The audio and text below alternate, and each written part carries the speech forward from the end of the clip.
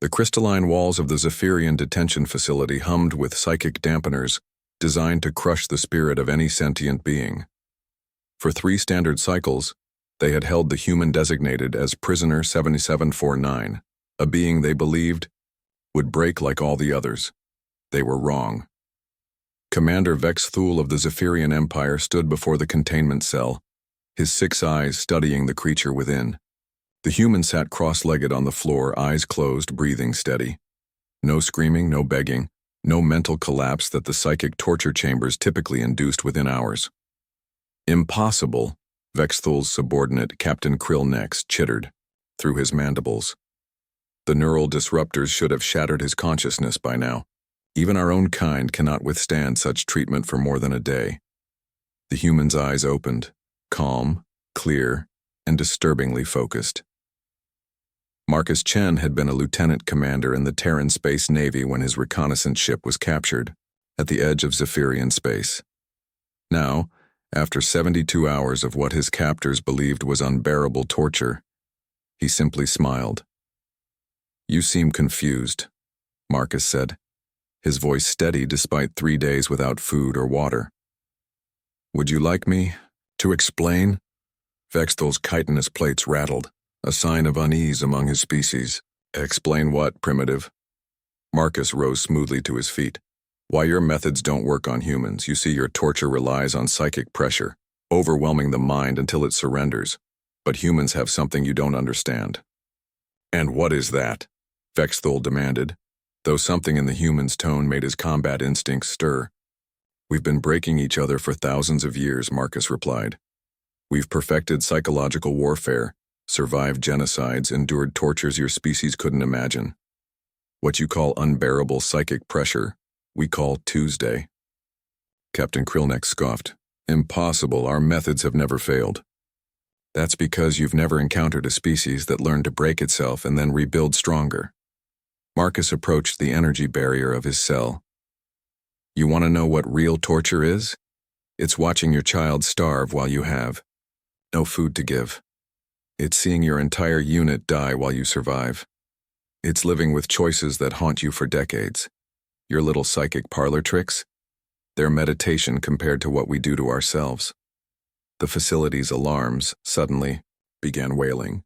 Emergency lights bathed the corridors in pulsing red, as automated voices announced hull breaches on multiple decks. Vex Thul's communicator crackled.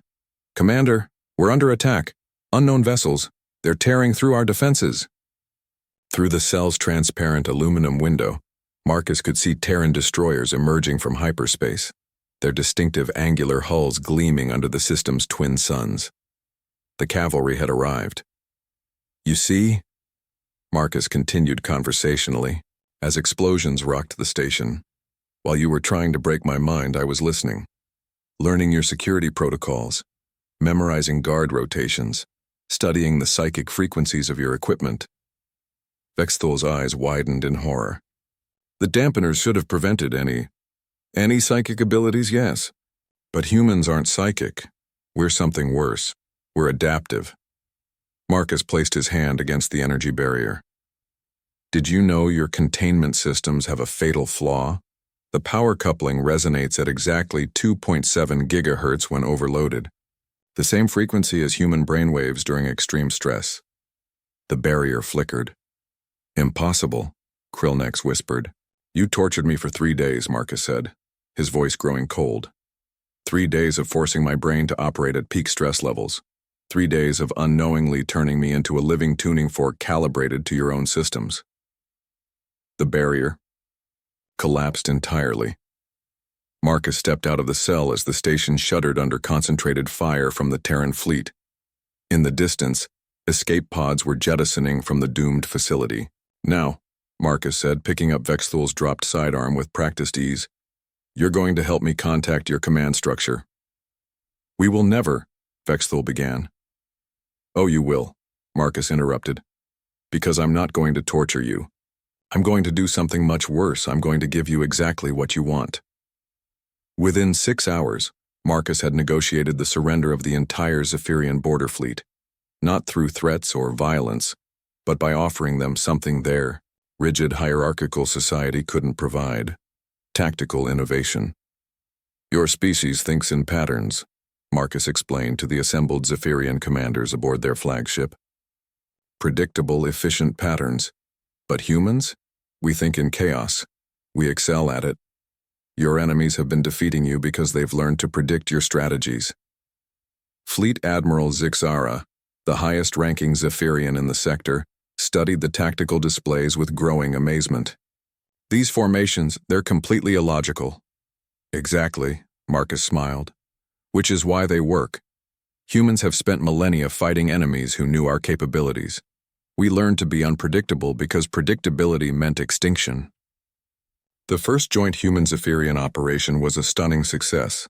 Pirates who had plagued Zephyrian trade routes for decades were eliminated in a single, chaotic engagement that utilized human tactical flexibility and Zephyrian technological superiority.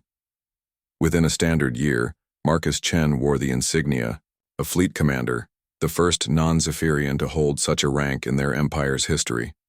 His fleet, a hybrid force of human ingenuity and Zephyrian engineering, became the most feared and respected armada in the sector.